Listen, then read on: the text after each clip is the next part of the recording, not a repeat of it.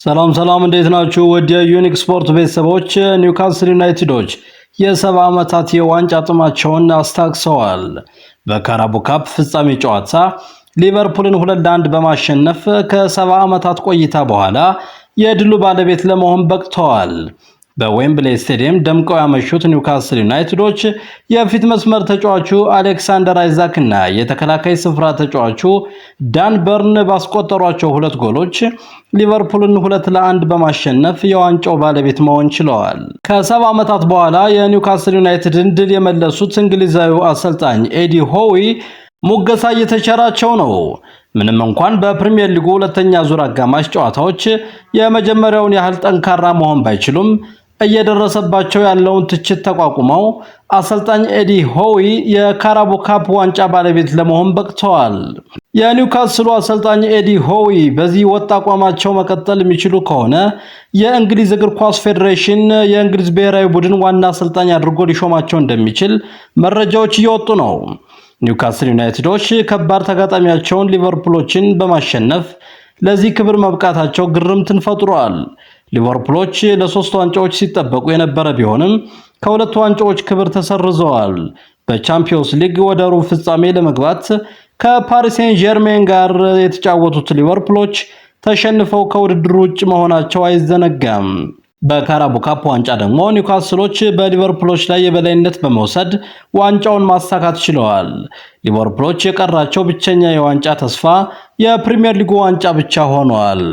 ከኒውካስል ዩናይትድ ጋር የሚያደርጉትን የካራቦ ካፕ የዋንጫ ጨዋታና አርሰናልን ከቼልሲ የሚያገናኘው የ29ኛ ሳምንት የፕሪሚየር ሊግ ጨዋታ ዳሰሳ መረጃችንን ይዘን ቀርበናል። የዩቲዩብ ቻናሉ አዲስ የሆናችሁ ቻናሉን ሰብስክራይብ በማድረግ እንድትቀላቀሉን እንጋብዛለን። የካራቦ ካፕ የፍጻሜ ጨዋታ ዌምብሌ ስቴዲየም ላይ ሊቨርፑልና ኒውካስል ዩናይትድን ያስተናግዳል። ከቻምፒዮንስ ሊግ ውድድር በፓሪስ ሴን ጀርሜኖች ተሸንፈው የተሰናበቱት ሊቨርፑሎች እሁድ መጋቢት 7 2017 ምሽት 1 ሰዓት ከ30 ላይ የሚያደርጉትን የካራቦ ካፕ የዋንጫ ጨዋታ በማሸነፍ ደጋፊዎቻቸውን ይክሳሉ ተብሎ ይጠበቃል። በቻምፒዮንስ ሊግ ጨዋታ ፓሪስ ሴን ጀርሜን ከደረሰበት ሽንፈት ውጭ ሌሎች ለመጨረሻ ጊዜ ያደረጓቸውን 5 ጨዋታዎች ማሸነፍ የቻሉት ሊቨርፑሎች በፓሪስ ሴን ጀርሜኖች በደረሰባቸው ሽንፈት እልህና ቁጭት ውስጥ መሆናቸው ተገልጿል። ባሳለፍነው ሳምንት ከዌስትሃም ዩናይትድ ጋር የፕሪሚየር ሊግ ጨዋታቸውን አድርገው ማሸነፍ የቻሉት ኒውካስል ዩናይትዶች ለሊቨርፑል ፈታኝ ሊሆኑ እንደሚችሉ ይጠበቃል። በሁሉም የውድድር አይነቶች እርስ በርስ በተገናኙባቸው ያለፉት 5 ጨዋታዎች 4 ጊዜ ማሸነፍ ጥሩ ሪከርድ ያላቸው ሊቨርፑሎች ዋንጫውን የማሸነፍ ትልቅ ግምት ተሰጥቷቸዋል። የሊቨርፑሉ አሌክሳንደር አርኖልድ በጉዳት ምክንያት ከአሰላለፍ ውጭ እንደሚሆን ተረጋግጧል። ሊቨርፑል ከፓሪስ ሴን ጀርሜን ጋር በነበረው ጨዋታ ጉዳት ያስተናገደው ትሬንት አሌክሳንደር አርኖልድ በካራቦ ካፕ የዋንጫ ጨዋታ ላይ አይሰለፍም። ዕለተ እሁድ መጋቢት 7 2017 3 የፕሪሚየር ሊግ ጨዋታዎች የሚደረጉ ሲሆን የሳምንቱ ተጠባቂ ምርጥ ጨዋታ ከቀኑ 10 ሰዓት ከ30 ሲል አርሰናል በኤምሬትስ ስቴዲየም ቼልሲን የሚያስተናግድበት ጨዋታ የበርካቶችን ትኩረት ስቧል። በመድፈኞቹ በኩል ጋብሪኤል ጄሰስ፣ ቡካዮ ሳካ፣ ካይ ሃቨርትዝ እና ቶሚያሱ በጉዳት ከአሰላለፍ ውጭ ሲሆኑ በቼልሲ በኩል ደግሞ ጃክሰን፣ ኬሊማን እና ፎፋና ለጨዋታው እንደማይደርሱ ተረጋግጧል።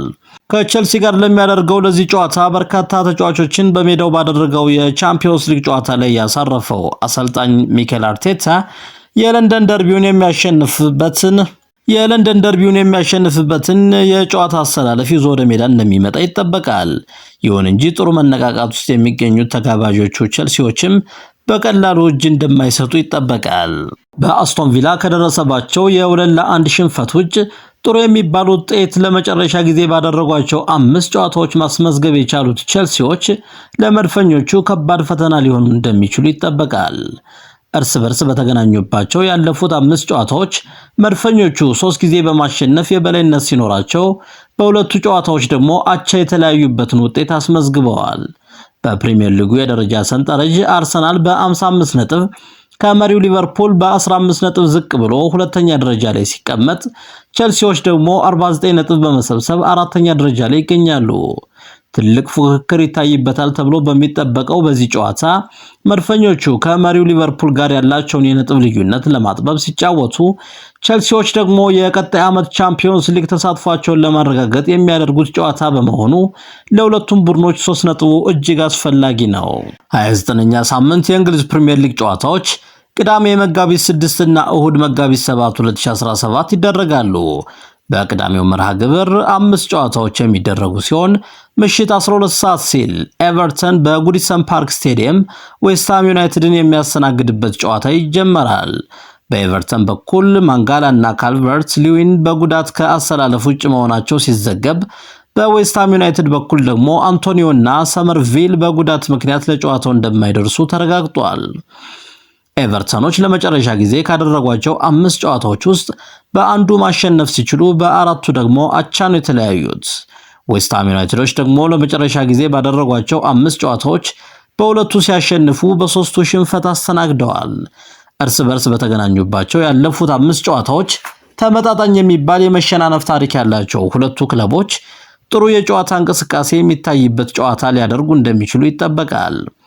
በፕሪሚየር ሊጉ የደረጃ ሰንጠረዥ ኤቨርተኖች 33 ነጥብ በመሰብሰብ 15ኛ ደረጃ ላይ ሲቀመጡ፣ ዌስትሃም ዩናይትዶችም ተመሳሳይ 33 ነጥብ በመሰብሰብ በጎል ክፍያ ተበልጠው 16ኛ ደረጃን ይዘዋል።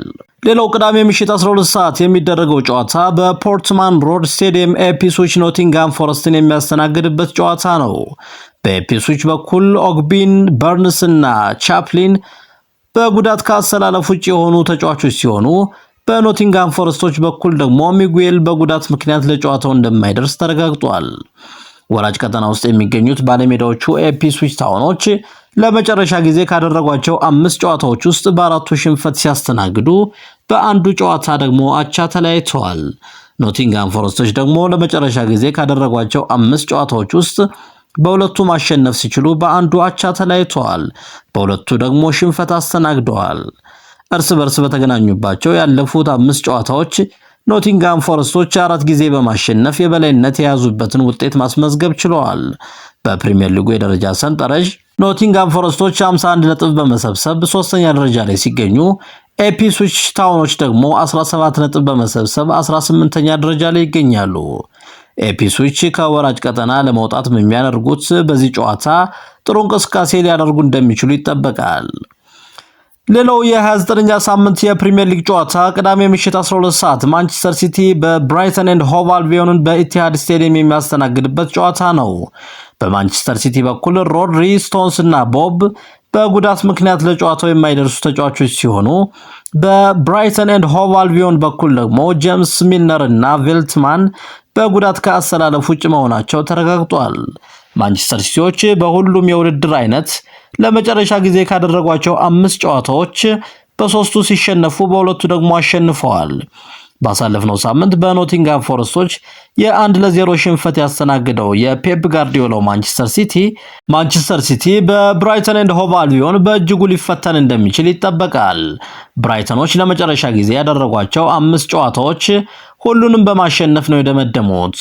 በፕሪሚየር ሊጉ የደረጃ ሰንጠረዥ ማንቸስተር ሲቲ 47 ነጥብ በመሰብሰብ 5ኛ ደረጃ ላይ ሲቀመጥ፣ ብራይተን ኤንድ ሆቭ አልቢዮኖች ደግሞ በ1 ነጥብ ዝቅ ብለው 46 ነጥብ በመሰብሰብ 7ኛ ደረጃ ላይ ይገኛሉ። በሴንት ሜሪ ስቴዲየም ሳውዝሃምፕተን ወልቭስን የሚያስተናግድበት ጨዋታ በተመሳሳይ ምሽት 12 ሰዓት ሲል ይደረጋል። በሳውዝሃምፕተን በኩል ፍሬዘር፣ ሎሪስ እና ስቴዋርት በጉዳት ለጨዋታው አይደርሱም። በወልቨርሃምፕተን በኩል ደግሞ ሞስኬራ እና ጎንዛሌዝ በጉዳት ምክንያት ከአሰላለፍ ውጭ የሆኑ ተጫዋቾች መሆናቸው ተረጋግጧል። በፕሪሚየር ሊጉ የደረጃ ሰንጠረዥ ግርጌ ላይ የሚገኙት ሳውዝሃምፕተኖች በፕሪሚየር ሊጉ ያደረጓቸውን በርካታ ጨዋታዎች በሽንፈት ነው ያጠናቀቁት። ለመጨረሻ ጊዜ ያደረጓቸው 5 ጨዋታዎችም ይሄን ነው የሚያሳዩት። በ5ቱም ሽንፈት አስተናግደዋል። ወልቭሶች በበኩላቸው ለመጨረሻ ጊዜ ባደረጓቸው ጨዋታዎች በአንዱ ብቻ ነው ማሸነፍ የቻሉት። በ3ቱ ሲሸነፉ በአንዱ አቻ ተለያይተዋል። በፕሪሚየር ሊጉ የደረጃ ሰንጠረዥ 17ኛ ደረጃ ላይ የሚገኙት ወልቭሶች ይህን ጨዋታ በማሸነፍ ከወራጅ ቀጠና ስጋት የሚያወጣቸውን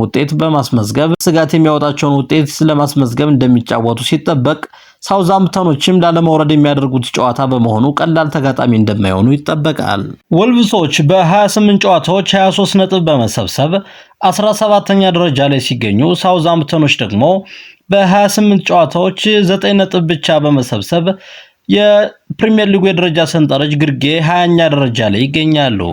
ቅዳሜ ምሽት 2:30 ሲል ደግሞ በቪታሊቲ ስቴዲየም ቦርንማውዝ ብሬንትፎርድን ያስተናግዳል። በቦርንማውዞች በኩል ሴኔሲ እና ስሚዝ በጉዳት ምክንያት ከአሰላለፍ ውጭ የሆኑ ተጫዋቾች ሲሆኑ በብሬንትፎርዶች በኩል ደግሞ ዳሲልቫ፣ ሮድሪጌዝ እና ጎሜዝ ለጨዋታው እንደማይደርሱ ተረጋግጧል። ቦርንማውዞች ለመጨረሻ ጊዜ ባደረጓቸው 5 ጨዋታዎች በሁለቱ ሲያሸንፉ በሁለቱ ተሸንፈዋል። በአንዱ ደግሞ አቻ ተለያይተዋል። በተመሳሳይ ብሬንትፎርዶች ለመጨረሻ ጊዜ ባደረጓቸው 5 ጨዋታዎች በሁለቱ ሲያሸንፉ በሁለቱ ተሸንፈዋል። በአንዱ ደግሞ አቻ መለየት ችለዋል። በፕሪሚየር ሊጉ የደረጃ ሰንጠረዥ ቦርንማውዞች 44 ነጥብ በመሰብሰብ 9ኛ ደረጃ ላይ ሲቀመጡ ብሬንትፎርዶች ደግሞ 38 ነጥብ በመሰብሰብ 12ኛ ደረጃ ላይ ይገኛሉ። ሁለቱም ክለቦች የአውሮፓ ዋንጫ ተሳታፊነታቸውን ለማረጋገጥ የሚያደርጉት ጨዋታ በመሆኑ ብርቱ እንቅስቃሴ እንደሚያደርጉ ይጠበቃል። እሁድ ከቀኑ 10:30 ሲል በክራቨን ኮቴጅ ስቴዲየም ፉልሃም ቶትንሃም ሆትስፐርስን የሚያስተናግድበት ጨዋታ ይጀመራል። በፉልሃም በኩል ዊልሰን እና አዳም ትራውሬ በጉዳት ምክንያት ከአሰላለፍ ውጭ የሆኑ ተጫዋቾች ሲሆኑ በቶትንሃሞች በኩል ደግሞ ሪቻርልሰን እና ዳንሶ በጉዳት ምክንያት ለጨዋታው እንደማይደርሱ ታውቋል። ፉልሃሞች ለመጨረሻ ጊዜ ባደረጉት 5 ጨዋታ በ3ቱ ሲያሸንፉ በሁለቱ ተሸንፈዋል። ቶትንሃሞች ደግሞ ለመጨረሻ ጊዜ ካደረጓቸው 5 ጨዋታዎች ውስጥ በሁለቱ ሲያሸንፉ በሁለቱ ተሸንፈዋል። በአንዱ ደግሞ አቻ ነው የተለያዩት።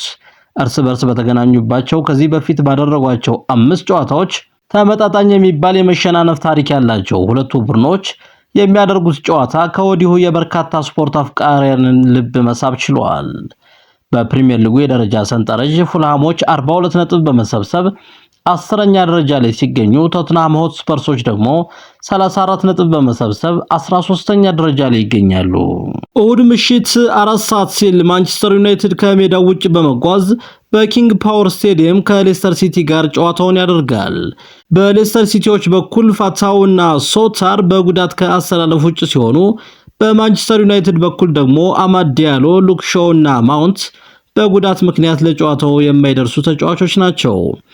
ወራጅ ቀጠና ውስጥ የሚገኙት ሌስተር ሲቲዎች ከወራጅ ቀጠና ለመውጣት በሚያደርጉት በዚህ ጨዋታ የሩበን አሞሪምን ማንቸስተር ዩናይትድ ይፈትናሉ ተብሎ ይጠበቃል። ማንቸስተር ዩናይትዶች በፕሪሚየር ሊጉ የደረጃ ሰንጠረዥ 34 ነጥብ በመሰብሰብ 14ኛ ደረጃ ላይ ሲቀመጡ ሌስተር ሲቲዎች ደግሞ 17 ነጥብ በመሰብሰብ 19ኛ ደረጃ ላይ ይገኛሉ።